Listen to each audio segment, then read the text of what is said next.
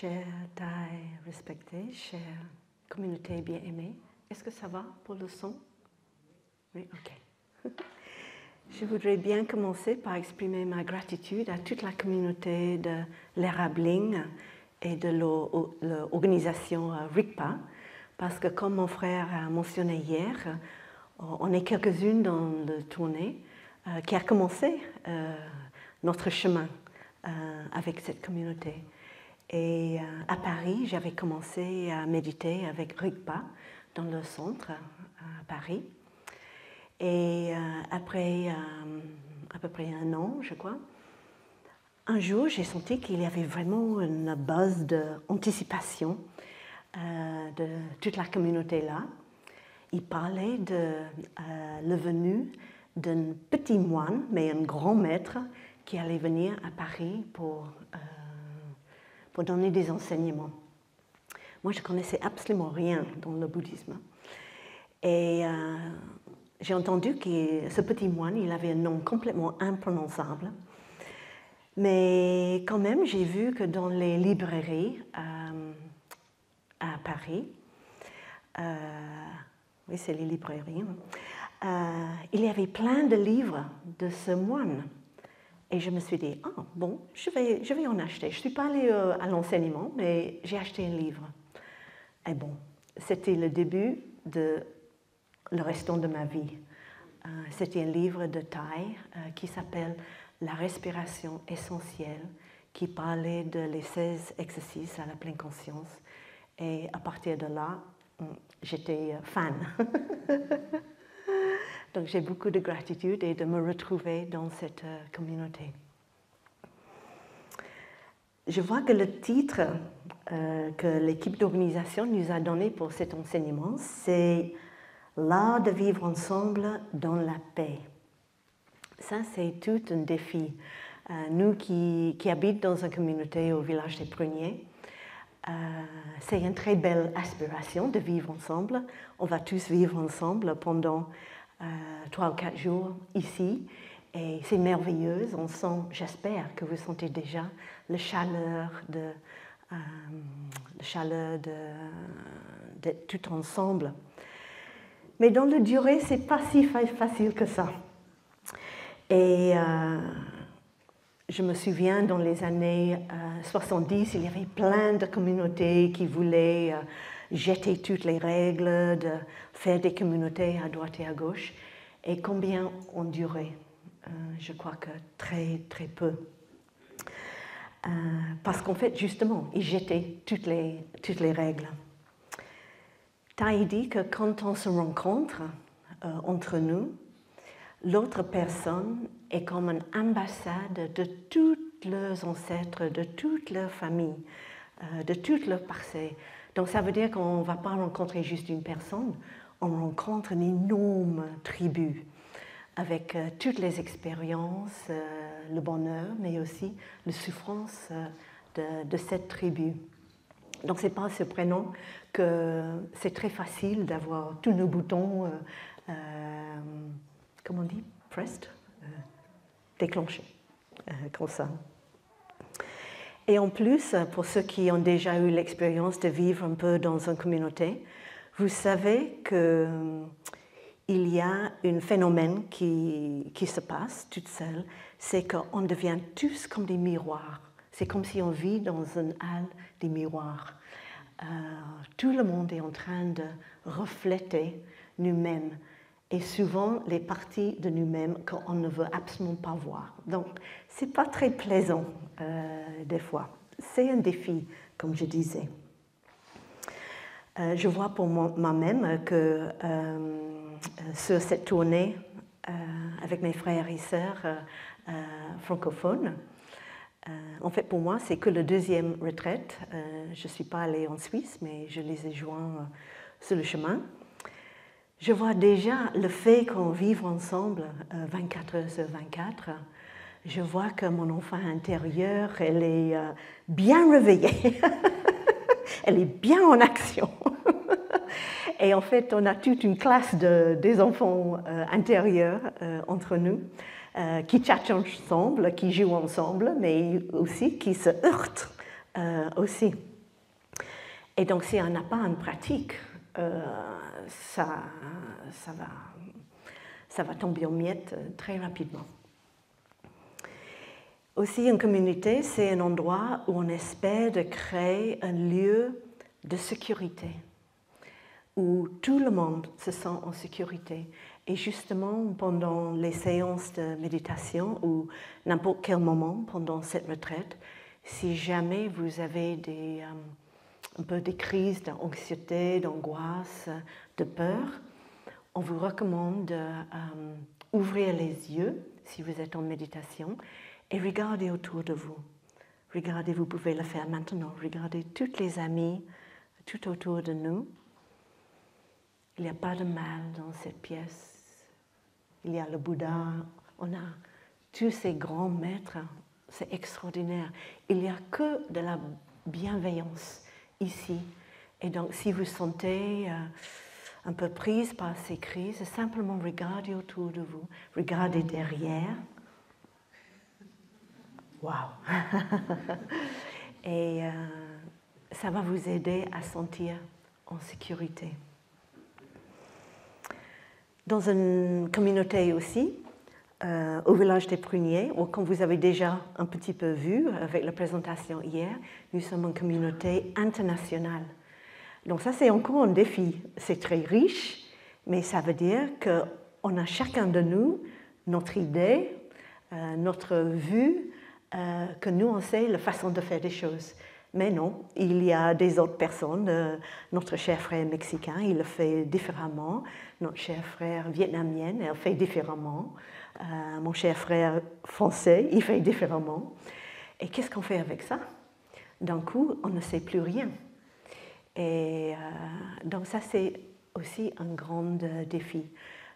La recherche nous montre maintenant que le plus qu'une communauté est diverse, le plus que cette communauté est riche et créative et est capable de créer des choses extraordinaires.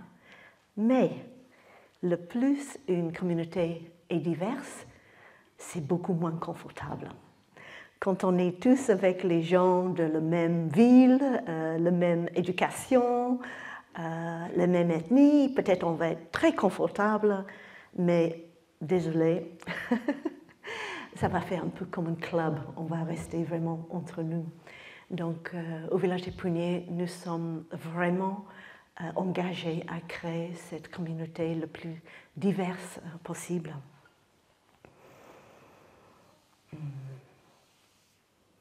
Donc qu'est-ce qu'on va faire avec toutes ces petites boules de souffrance qui montent à la surface, même avec notre aspiration le plus chouette de vivre ensemble, comme disait le titre, dans la paix.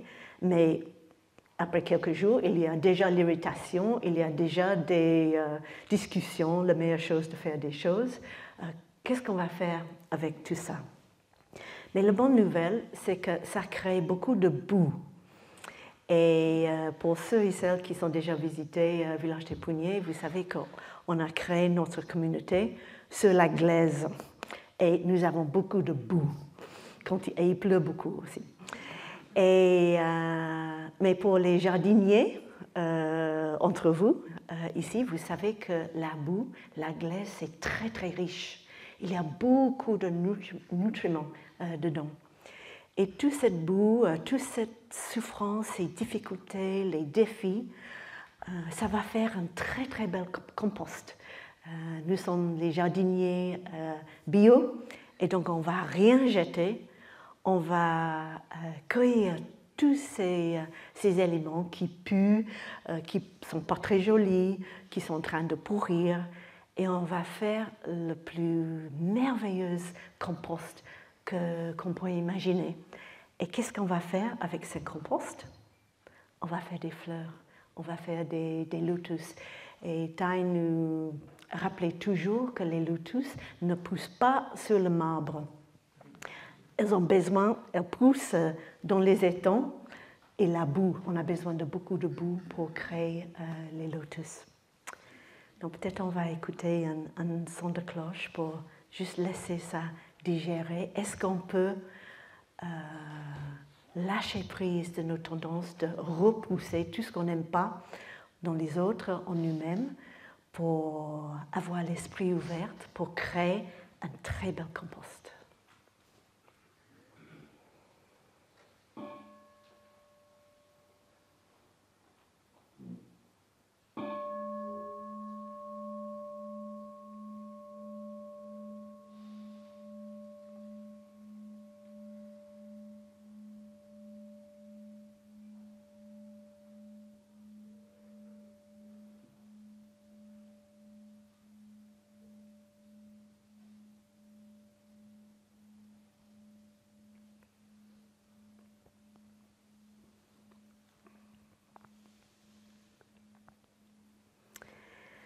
Donc il y a toute une art de souffrir.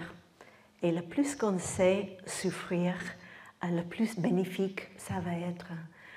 Au village des Pruniers, on parle beaucoup de le bienfait de souffrance. Bien sûr, on ne veut pas trop de souffrance. Il ne faut pas se noyer dans la souffrance. Mais sans la souffrance, comment on va avoir de l'expérience de la boue pour créer la compassion et la bienveillance pour les autres? Donc je vais juste aller au tableau pour écrire quelques petits mots de quelque chose de fondamental dans le bouddhisme qui est commun à toutes les traditions du bouddhisme. N'importe où il vient, de quel pays il vient, c'est vraiment la base, c'est les 4 nobles vérités.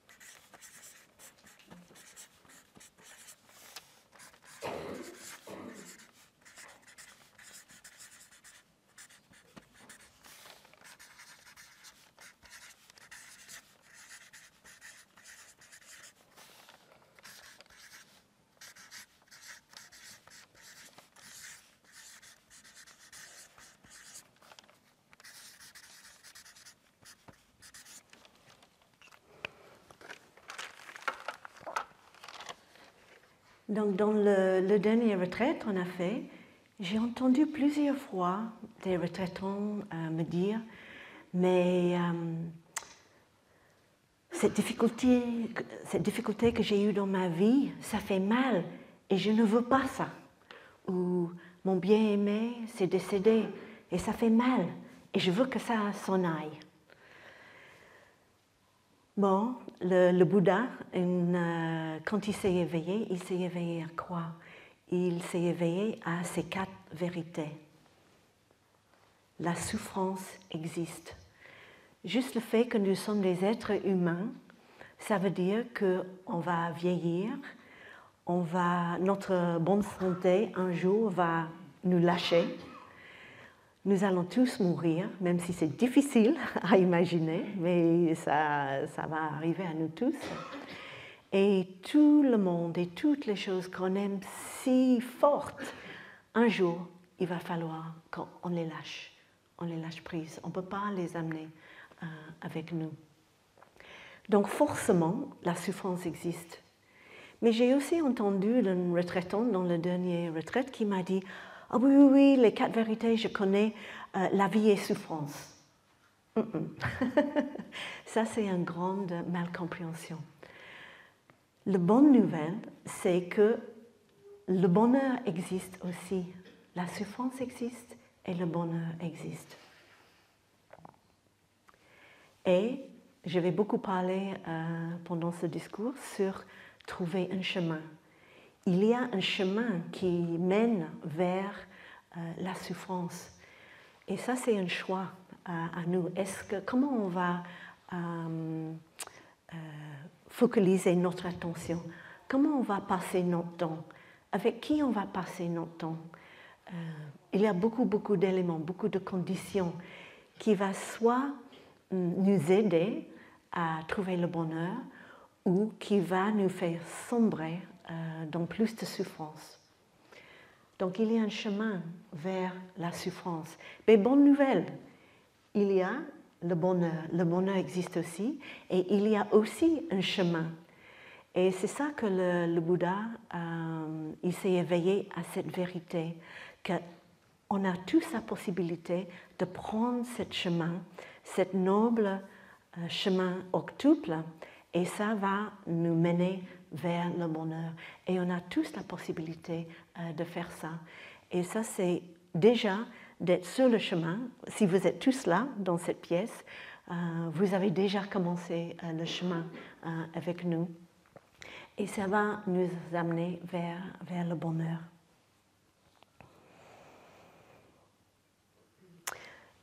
Nous avons eu la grande chance pendant les petits jours de repos entre les retraites d'avoir resté avec Philippe, qui est là quelque part, notre grand ami Philippe, qui est psychiatre, et on a beaucoup causé ensemble parce que ça m'intéresse beaucoup,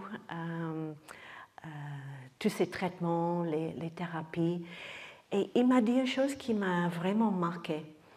Il a dit que il était tellement heureux de trouver que sa pratique de la pleine conscience, il pouvait partager ça avec certains de ses patients et ça a fait énormément de bien à ses patients. Mais là où il y avait une frustration terrible, c'est que certains de ses patients n'ont pas eu la motivation de continuer. Il utilisait ça comme un outil de revenir à la respiration ou d'aller marcher en pleine conscience pour focaliser ailleurs que sur les pensées négatives. Mais en fait, il n'y avait pas un chemin. Et moi-même, en fait, j'étais instructrice de MBCT avant, où on amenait beaucoup des pratiques de la pleine conscience pour les gens qui souffraient de la dépression et les relapses des épisodes dépressifs.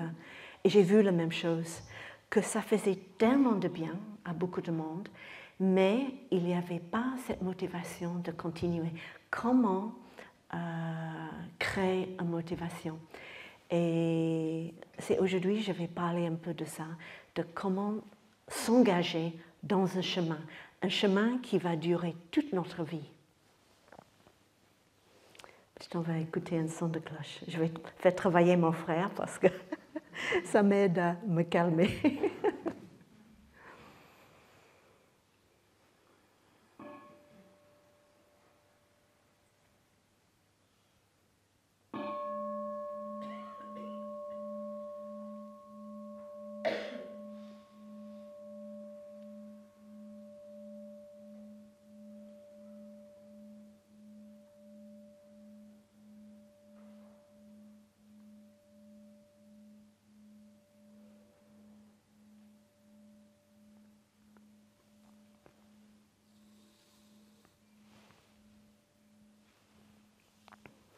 Donc, je ne sais pas si vous savez, mais en fait, nous sommes en train de créer une feuilleton, on dit ça, un feuilleton, une série des épisodes, parce qu'en fait, chaque retraite qu'on fait, les enseignements, certaines pratiques sont filmées, et donc vous pouvez les regarder quand vous rentrez chez vous.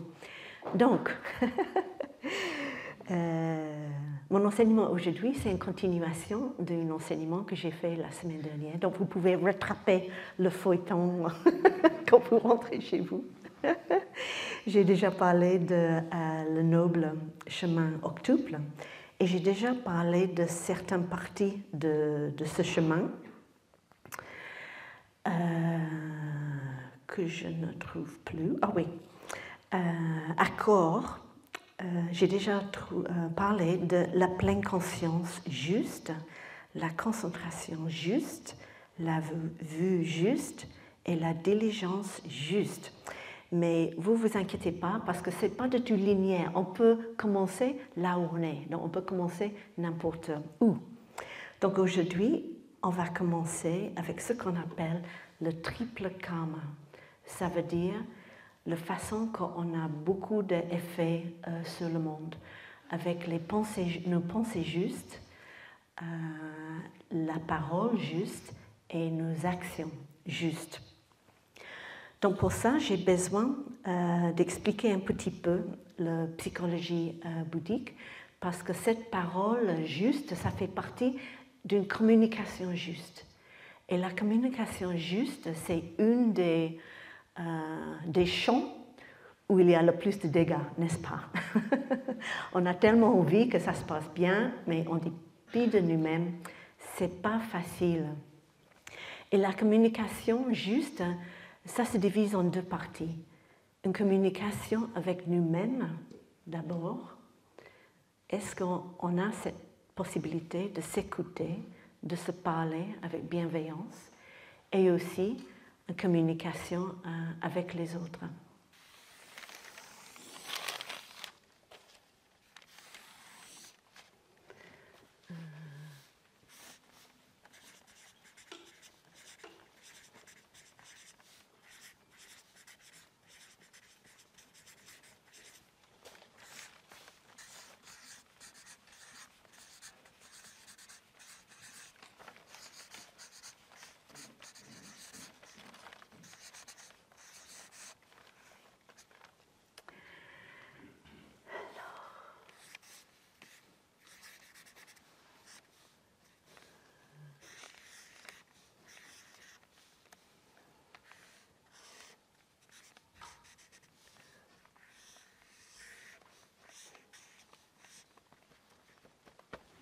Longtemps.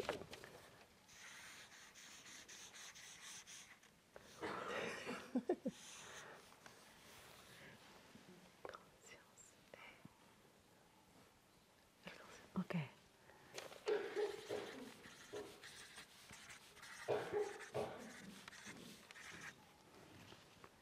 Donc ceci, c'est un modèle, c'est que un modèle que Thay nous a communiqué de notre esprit. Comment marche notre esprit? Et c'est fondé sur la psychologie bouddhique. Donc en haut, on a la conscience de mental. C'est comme ça en France? Oh, conscience mentale, ok. Donc ça, c'est comme notre salle de séjour. Toutes les choses qu'on ressent, en fait là, on a nos sens, là. Toutes les choses qu'on voit, on écoute, on sent, on goûte, on touche. Toutes les choses-là, quand ils sont arrosés, vont venir dans notre salle de séjour et on va les ressentir. Ici en bas, dans la conscience de tréfonds, qui est un peu comme l'inconscient dans le monde psychologie d'Occident, sauf que c'est beaucoup plus vaste que ça, il y a plein de petites graines. Plein de petites graines. Et ça, c'est toutes nos capacités, nos potentiels. Donc, nous avons tous le potentiel d'être en pleine conscience, d'avoir la gentillesse, la compassion, la générosité, l'amour. Mais on a chacun de nous une graine qui, si c'est arrosé, peut amener la violence, la haine, l'avidité, le désespoir, la dépression, toutes les choses. Et ça dépend de qu'est-ce qu'on décide d'arroser. Donc, par exemple, si on voit un film qui est très violente, il y aura la graine de violence qui va manifester, il va sortir de le tréfonds, il va manifester dans le salle de séjour et on va sentir cette violence en nous, et cet inconfort, cette peur. Il y aura la peur aussi.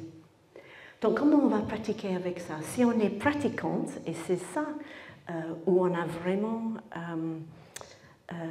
libre arbitre, si on est pratiquant, si on est conscient de tout ça, on peut utiliser notre esprit pour inviter une graine de pleine conscience pour monter et pour l'embrasser. Donc cette graine de pleine conscience, d'abord elle va dire « Ah, j'ai une graine de peur, peur est présent en moi. La violence, les effets d'avoir vu cet acte violent et en moi, je me sens vraiment mal. » Et donc on nomme ça, on voit où est-ce que je sens ça dans mon corps. Je suis crispée, j'ai fermé les yeux, je ne sens vraiment pas à l'aise. Et donc cette graine de pleine conscience va embrasser et on va dire « Ok, ma petite peur, je sais que tu es là. Ma haine, je sais que tu es là. Cette crispation, cette tension dans le corps, je sais que vous êtes là. Je vais prendre soin. » Et cette graine de pleine conscience est vraiment comme une maman qui prend le petit bébé, exactement comme notre amie là-bas, exactement comme elle. Elle est en train de jouer avec le bébé, de le calmer. Et quand le bébé pleure, elle ne va pas le mettre dans un placard ou sous le tapis. Elle va le prendre dans ses bras. Elle va aller vers. C'est là l'intuition d'une maman. Malheureusement, notre intuition, quand il y a quelque chose pas plaisant, c'est souvent de « je veux que ça s'en aille ». Mais il faut que c'est un entraînement.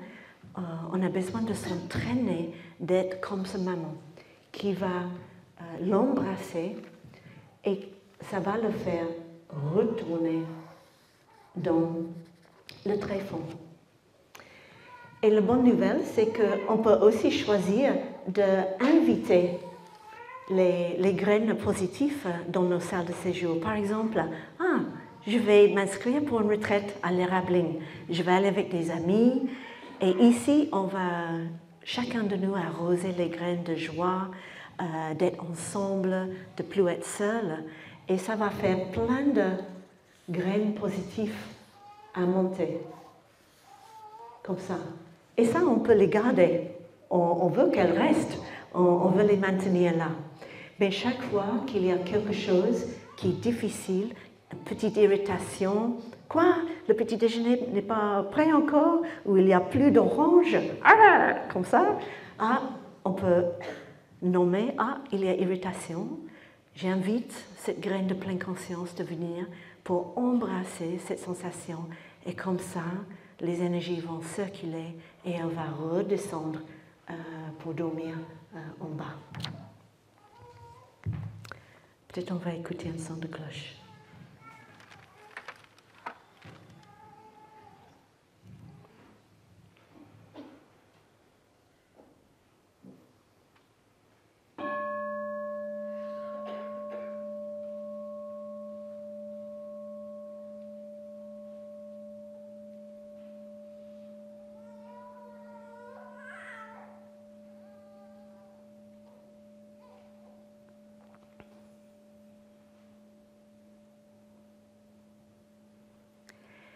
Et en pratiquant comme ça c'est une vraie communication juste avec soi-même, un vrai acte de compassion pour soi-même.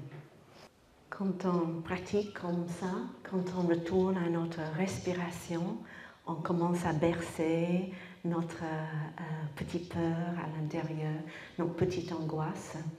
On est en train de calmer notre système nerveux. Et le fait d'être ici ensemble, de pratiquer ensemble comme une grande sangha, de cultiver la joie, en fait, on est en train de pratiquer ensemble la base de la thérapie post-traumatique. Ça veut dire de calmer notre système nerveux, de calmer le corps, les tensions. Et en même temps, on n'a pas besoin d'attendre que toute notre souffrance est finie. En même temps, on on décide, on fait le choix d'arroser les graines de joie en nous, les graines positives, que c'est également aussi important dans notre guérison.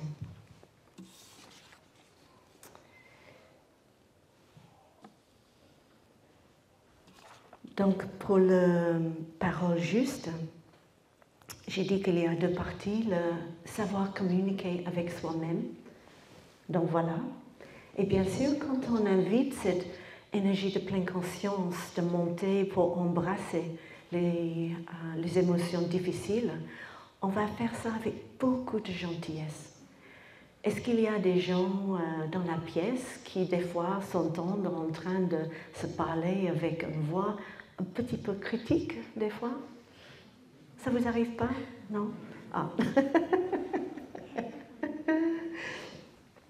En fait, en regardant cette voix internalisée critique, une pratique qui peut être très utile, c'est quelque chose que j'utilise, c'est déjà de se rendre compte que cette voix critique, tout ce qu'elle veut ou il veut, c'est notre bien. Elle essaie de nous aider, de nous protéger, de nous mettre sur le bon chemin. Mais bon, il ou elle n'est pas très habile, hein, n'est-ce pas? C'est pas très plaisant. Et quand on reconnaît ce voix critique, ça peut être comme une cloche de pleine conscience. Ah, bonjour ma petite voix critique. Et on peut la transformer pour être, vous savez, sur les jeux de baseball ou les jeux de, je ne sais pas quoi, ces grands jeux d'équipe américains, où sur le côté, il y a des femmes qui font « Waouh, waouh, vas-y, vas-y, oui, oui », les pom-pom girls, tu vois. On peut inviter notre voix intérieure de devenir notre intérieur pom-pom girl, le cheerleader, celui qui est vraiment là. Vas-y, vous pouvez le faire, c'est bien fait, mais bravo.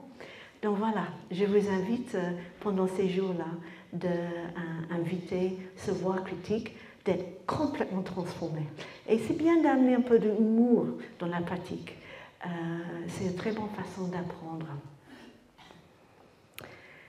Donc il y a la communication avec soi-même et la communication avec l'autre. Et vous allez entendre beaucoup plus ce sujet ce soir, je crois même. Il y aura une présentation de les 5 entraînements à la pleine conscience. Et le 4e entraînement parle uniquement de ça, de la parole aimante et l'écoute profonde.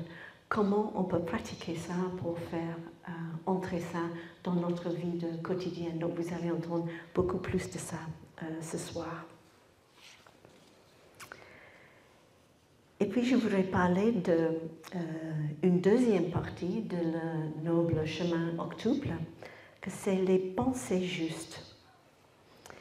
Et dans le livre le Dhammapada, c'est dit, probablement je n'ai pas exactement les bons mots en français, mais plus ou moins il y a ce sens-là. Ils disent que là où vous placez votre esprit, vous allez devenir ça.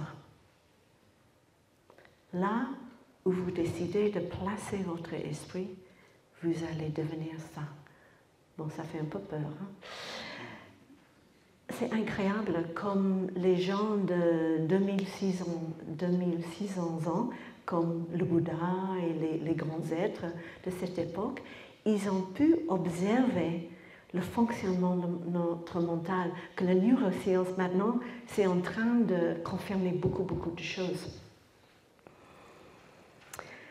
Donc l'esprit, des fois on pense que c'est que négatif, c'est embêtant, toutes ces pensées, ça crée la rumination, on commence à juger soi-même. Tout ce que je veux faire, je vais venir en retraite, je vais apprendre à méditer, il n'y aura plus de pensées. C'est vraiment mon aspiration la plus profonde. Bon, désolé, ça ne va pas se faire comme ça. Et en fait, notre mental, les pensées, c'est sûr qu'il peut être très négatif et pas vraiment bénéfique. Par exemple, cette rumination. On peut toujours reconnaître la rumination parce qu'il y a beaucoup de jugement. J'aurais pas dû faire ça. Oh, je suis nulle. Je suis vraiment sans espoir.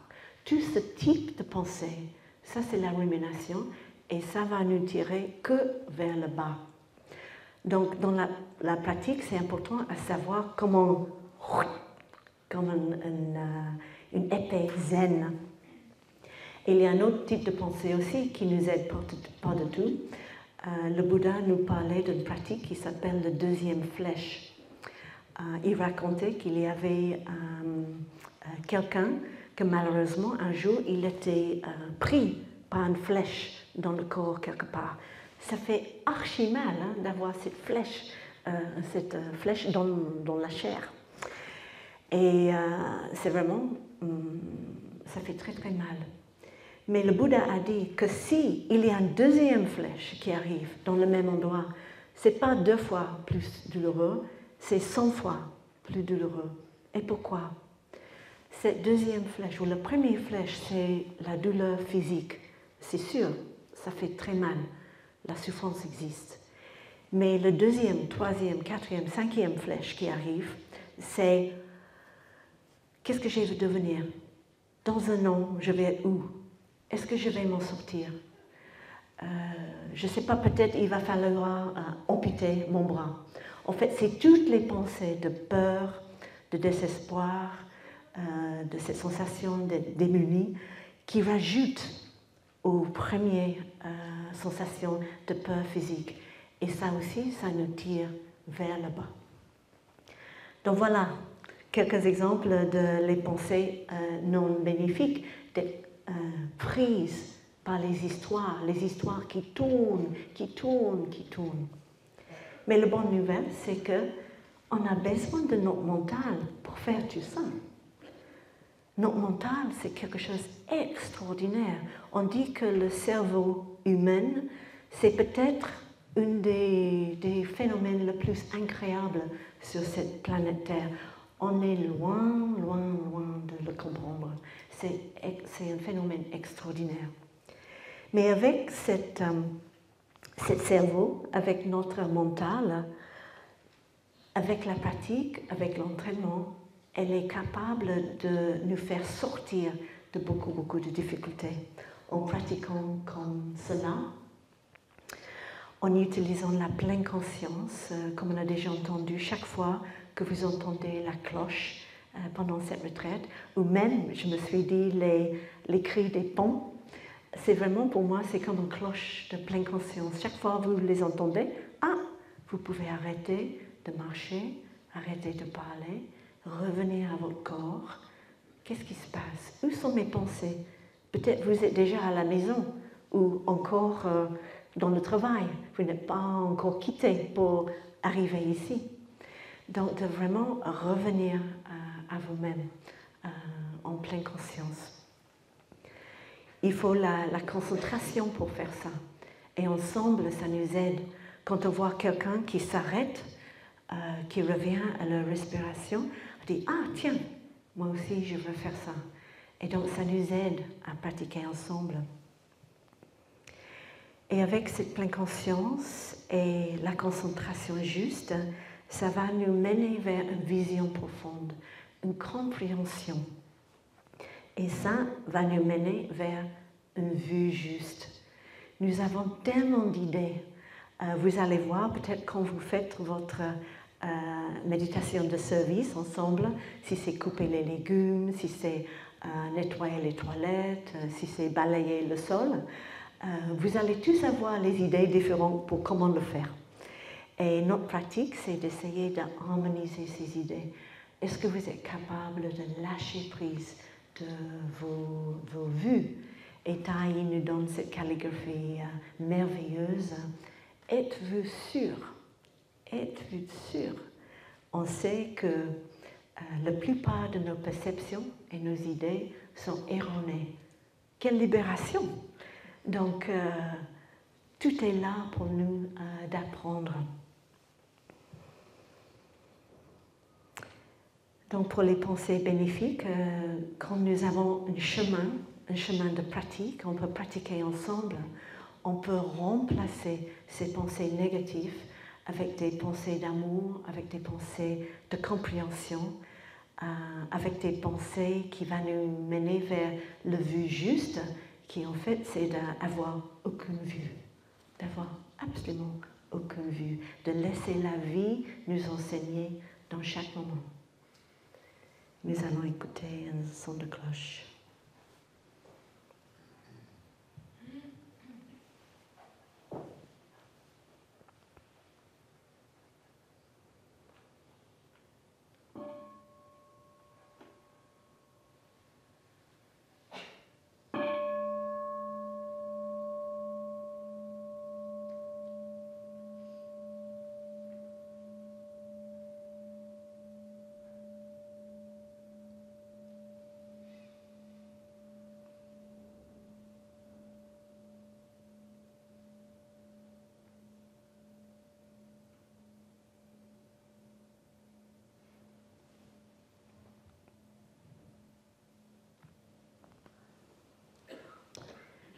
Donc, toutes ces pensées qu'on a, ça va nous amener vers des actions.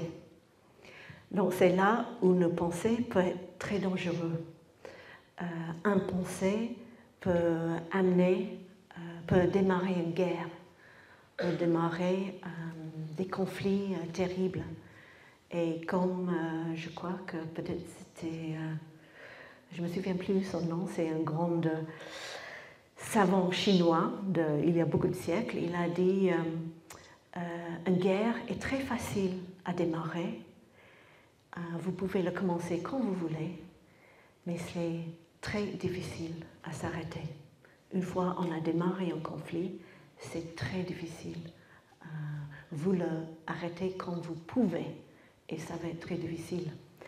Donc c'est pour ça que c'est tellement important d'amener la pleine conscience vers quel type de pensée qu'on a, pour prendre soin de nos pensées, comme dans ce modèle ici. Si on est entouré par un environnement néfaste, où il y a beaucoup d'arguments, il y a des conversations toxiques, il y a des choses très mondaines, des aspirations de faire beaucoup d'argent, de vendre des choses pas vraiment nécessaires aux gens. En dépit de nous-mêmes, ça va arroser les graines qu'on a en nous-mêmes aussi, ça va les faire monter dans le salle de séjour et on a beaucoup plus de chances qu'on va agir avec ce type de pensée. Donc l'importance, c'est de vraiment prendre soin de nos pensées. Il y a un très grand philosophe, Jean-Paul Sartre, il a dit « L'homme est la somme de ses actes ». Tout ce qu'on fait dans notre vie, on va devenir ça. Ça fait aussi peur aussi, n'est-ce pas? Ça fait peur. Et je trouve que c'est assez intéressant de parler de le triple karma dans cette salle, parce que s'il y a une chose qui est très bien connue de la tradition tibétaine, c'est cette notion de réincarnation.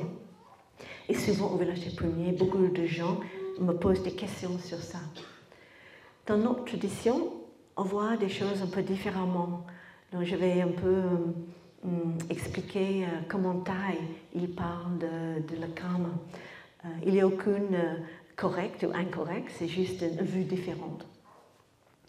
Donc j'ai parlé de le triple karma. Toutes les pensées qu'on produit, toute la parole qu'on énonce, toutes les actions qu'on fait, ça crée une énergie. Et cette énergie, ça va dans le monde. Ça va en nous aussi, comme on a dit, l'homme est la somme de ses actes, mais ça va dans le monde, comme des petites flèches qui vont partir dans l'univers. Et en fait, nous, dans notre tradition, on appelle ça notre continuation. Quand on meurt, nos pensées, les effets les pensées, la parole, nos actes vont continuer à circuler dans l'univers. Tout ce qu'on a dit, tous les actes qu'on a fait à nos enfants, à nos collègues, nos amis, ça va continuer, ça va avoir un effet sur eux. Et eux, ils vont continuer. Ces petites flèches vont continuer dans l'univers, partout. Et ça, c'est notre continuation. La bonne nouvelle, encore de bonnes nouvelles, c'est qu'on peut choisir quel type de continuation on veut avoir. Nous voulons tous avoir une très belle continuation. Et c'est dans nos mains, parce qu'en fait, on est en train de continuer tous les moments. À chaque pensée qu'on crée, à chaque mot qu'on dit, à chaque action qu'on fait, on est en train de se continuer dans le monde. Et il y a une idée de rétribution. Ça veut dire que quand on envoie ces petites flèches dans le monde, bien sûr, ça va revenir à nous. Et donc, si on peut, en pratiquant la pleine conscience, pour nous protéger d'être prise par la potentiel que nous avons tous, des actes néfastes, des actes pas gentils, des actes qui vont créer la souffrance à nous et aussi aux autres. Avec la pleine conscience, il y a cet espace quand on s'éveille et on reconnaît ça, on peut embrasser ça quand c'est juste en train d'être arrosé et se former. On peut transformer ça de quelque chose de bénéfique. Et donc, c'est un moment de reconnaître, c'est un espace de libre arbitre où on peut trouver notre liberté. Sinon, on peut mener toute notre vie sur autopilote, d'être mené par les habitudes d'énergie de nos ancêtres, d'un papa colérique ou une maman dépressive, des choses comme ça, qui va nous mener dans une direction qu'on ne veut absolument pas y aller, mais en dépit de nous-mêmes, ça c'est en nous. Donc avec la pratique, on peut se réveiller à ces tendances, à ces énergies qui sont en nous. Et quand j'ai une pensée un peu négative, je peux dire « Ah, bonjour maman, je sais que tu es là, ça va. On va embrasser la petite dépression ensemble, on va le garder bien chaud à l'intérieur et on va aller marcher avec, on va aller marcher dans la nature, on va arroser les graines de joie, on va arroser des autres graines pour remplacer cette autre sensation, pour que la dépression va retourner pour dormir et les autres graines bénéfiques vont monter dans notre salle de séjour.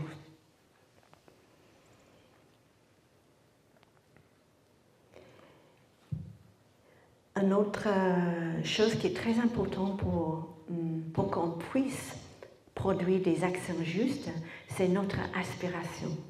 Nous avons tous une aspiration dans notre vie, mais est-ce que vous êtes très clair? Qu'est-ce que c'est exactement? Et Tai, il nous invitait souvent d'utiliser ça comme un sujet pour la méditation, de simplement poser cette question sans trop chercher avec la tête, mais laisser ça remonter dans la conscience du très fond, là où il y a toute la sagesse de nos ancêtres, de toute la planète Terre, de tout le cosmos, c'est en nous. Et poser cette question, c'est quoi mon aspiration la plus profonde dans cette vie? Comment je veux passer ma vie? Et vous pouvez imaginer, peut-être dans votre lit de chevet, à la fin de votre vie, en train de passer votre vie en regard devant vous, qu'est-ce qui va faire que vous allez sentir la gratitude et chaud au cœur que vous avez mené une vie bien vécue? Donc peut-être on va écouter un son de cloche et on pourra juste laisser cette question rester là. C'est quoi mon aspiration la plus profonde?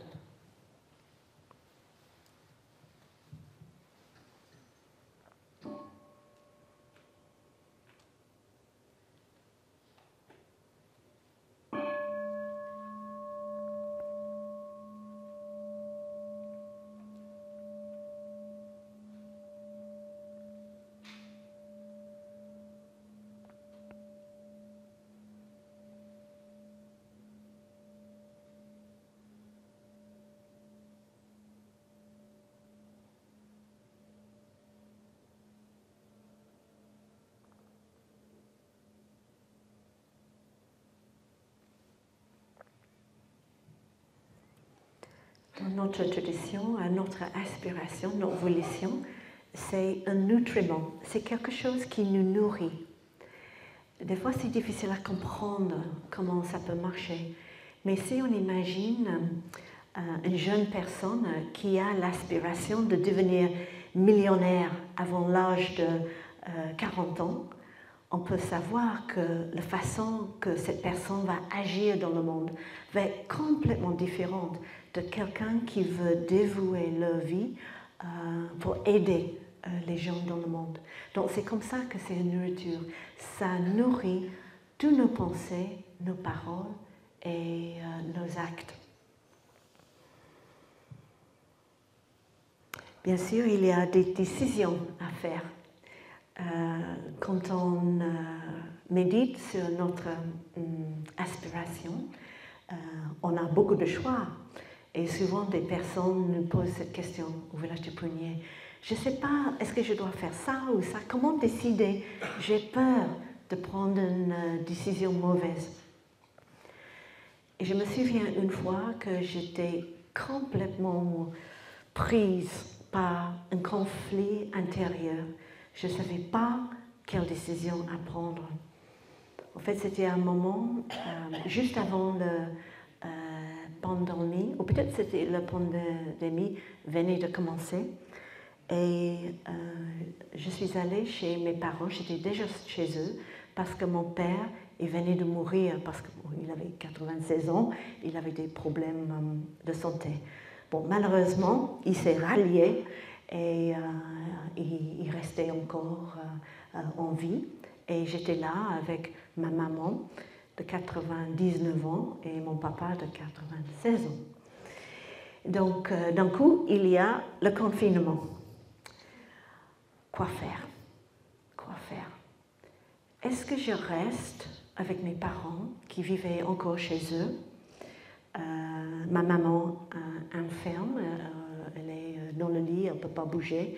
Donc, il y a heureusement une femme extraordinaire, en fait un relais des femmes extraordinaires qui vivaient chez nous pour s'occuper de tous ses besoins médicaux et personnels. Ou est-ce que je rentre dans ma communauté pour passer la pandémie dans un boule avec la communauté au village des Pruniers?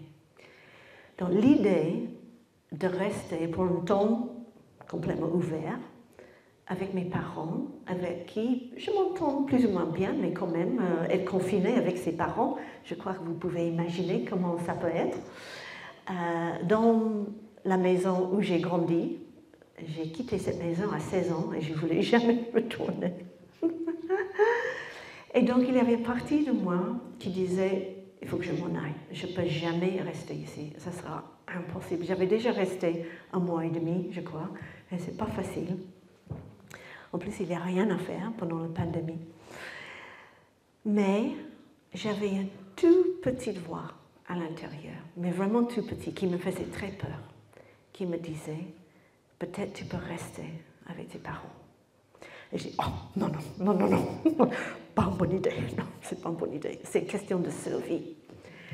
Mais j'ai décidé de faire une méditation que j'aime beaucoup, je peux le recommander. C'est une méditation des 2 mains.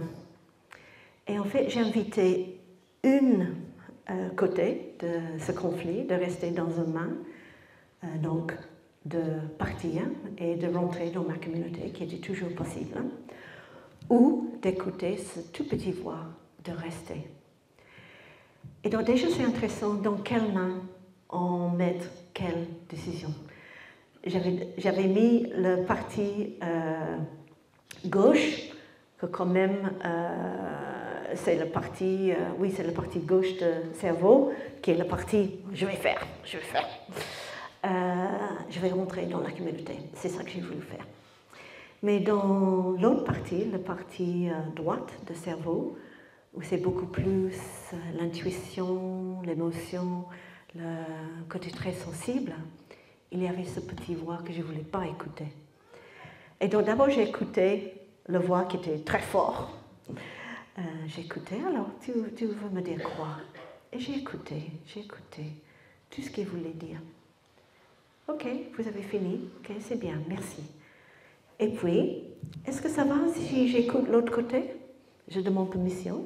Et puis, je commence à écouter l'autre partie. Et là, ce petit voix avait l'espace pour parler, pour dire mes parents sont très âgés, ils sont en fin de vie, ça ne va pas être facile, mais c'est vraiment le plus grand cadeau que je peux offrir. Et finalement, après cette méditation, j'ai dit ok, je vais rester.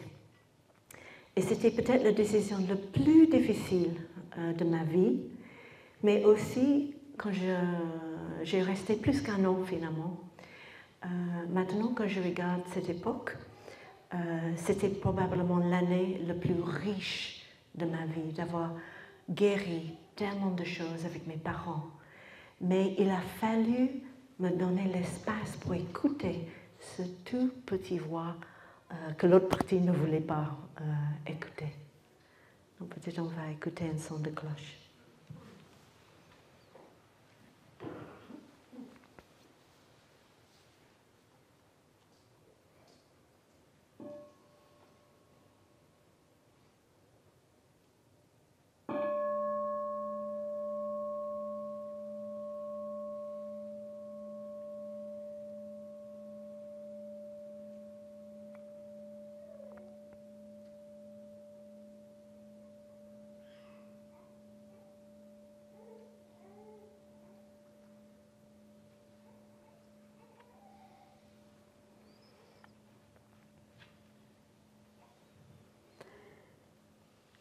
Donc peut-être ça peut vous donner un petit tuyau pour essayer de choisir quelles actions sont les plus justes pour vous dans votre vie.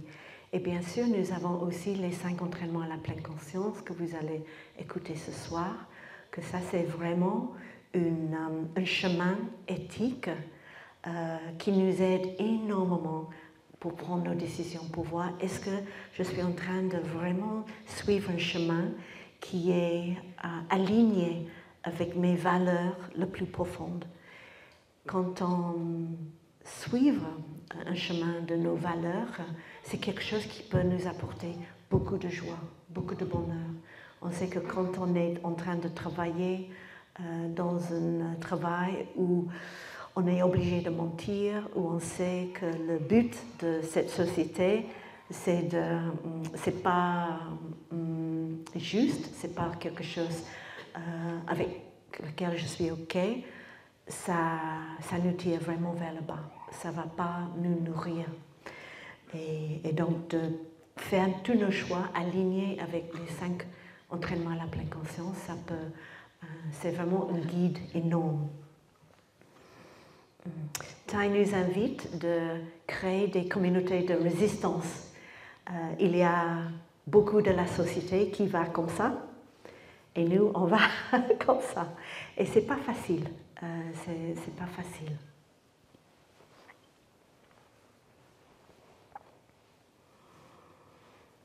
Et la façon d'avoir le courage de faire ça, c'est de créer des communautés.